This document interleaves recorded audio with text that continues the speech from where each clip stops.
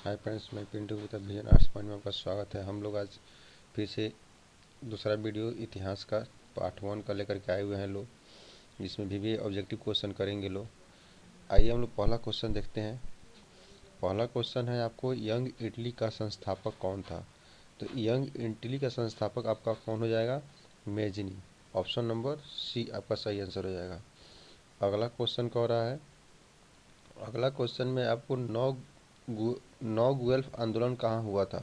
तो नौ गुएल्फ आंदोलन आपको इटली में हुआ था, जो ऑप्शन नंबर ए आपका सही आंसर हो जाएगा। उसके बाद से अगला क्वेश्चन की तरफ चलते हैं।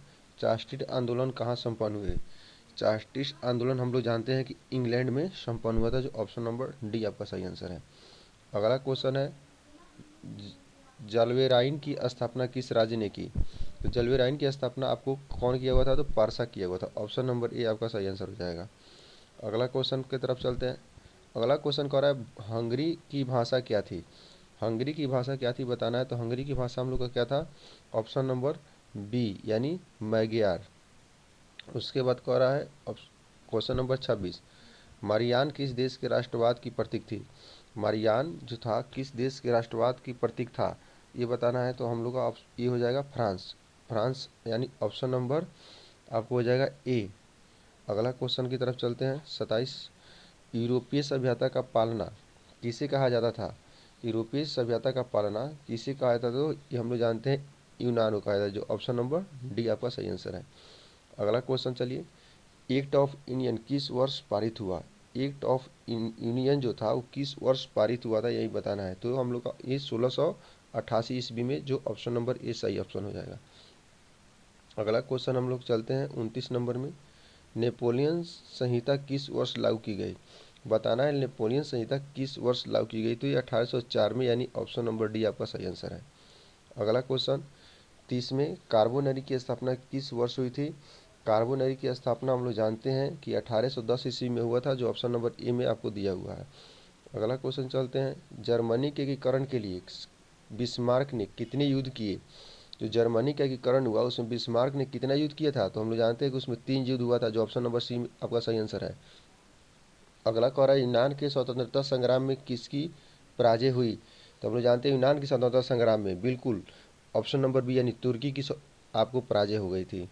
अगला क्वेश्चन, 1789 की फ्रांसीसी क्रांति के समय वहाँ किस राजवंश का शासन था? तो हम लोग जानते हैं कि वहाँ पे बोर्बो वंश की जो था शासन चल रहा था, जो ऑप्शन नंबर सही सी ऑप्शन नंबर सही है।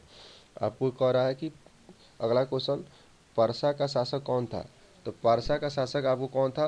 विलियम प्रथम था, जो कि ऑप्शन नंबर डी आपका सही आंसर हो जाएगा। उसके बाद है क्वेश्चन नंबर 35। क्वेश्चन नंबर 35 में आपको कह रहा है कि मेटरनिक कौन था? तो मेटरनिक कौन था आपको हम लोग पता है कि मेटरनिक जो था ऑस्ट्रिया का क्या था? चांसलर था। ऑप्शन नंबर ए आपका सही आंसर है। 35 के बाद अगला क्वेश्चन है 36, सेडाओं के युद्ध में किसकी पराजय हुई? सेडाओं के युद्ध में बताना है कि किसकी पराजय हुई थी। तो हम लोग जानते हैं कि सेडाओं के युद्ध में ऑस्ट्रिया की पराजय हुई थी। अगला क्वेश्चन है आपको 37, रक्त और लोहे की नीति किसने अपनाई? बताना है रक्त और लोहे की नीति किसने अपनाई थी। तो रक्त और लोहे की नीति कौन अपनाया था? बिस्मार्क ने अपनाया हुआ था, जो कि ऑप्शन नंबर ए आपका सही आंसर हो जाएगा 37 का। उसके बाद 38 में हम लोग चल रहे हैं। 38 में कह रहा है कि लाल कुर्ती की टुकड़ी का गठन किसने किया था? तो लाल कुर्ती की टुकड़ी का गठन आपको कौन किया? गैरीबाल्डी ने, जो ऑप्शन नंबर डी आपका सही आंसर हो जाएगा। चलिए आगे चलते हैं। आपको आगे चलते हैं हम 39 नंबर क्वेश्चन पे, 39 पे। तो 39 नंबर क्वेश्चन आपको कह रहा है, जर्मनी एवं इटली के एकीकरण के समय फ्रांस का शासक कौन था? तो जर्मनी और इटली के एकीकरण के समय फ्रांस का शासक नेपोलियन तृतीय था, जो ऑप्शन नंबर बी आपका बिल्कुल सही आंसर है। अगला क्वेश्चन चल रहा है, राष्ट्रवाद की अवधारणा का जन्म किस घटना से माना जाता है? तो राष्ट्रवाद के अवधारणा अवधारणा का जन्म किस घटना से माना जाता है? तो ये ऑप्शन नंबर ए पुनर्जागरण से माना जाता है। चलिए अगले क्वेश्चन की तरफ चलते हैं।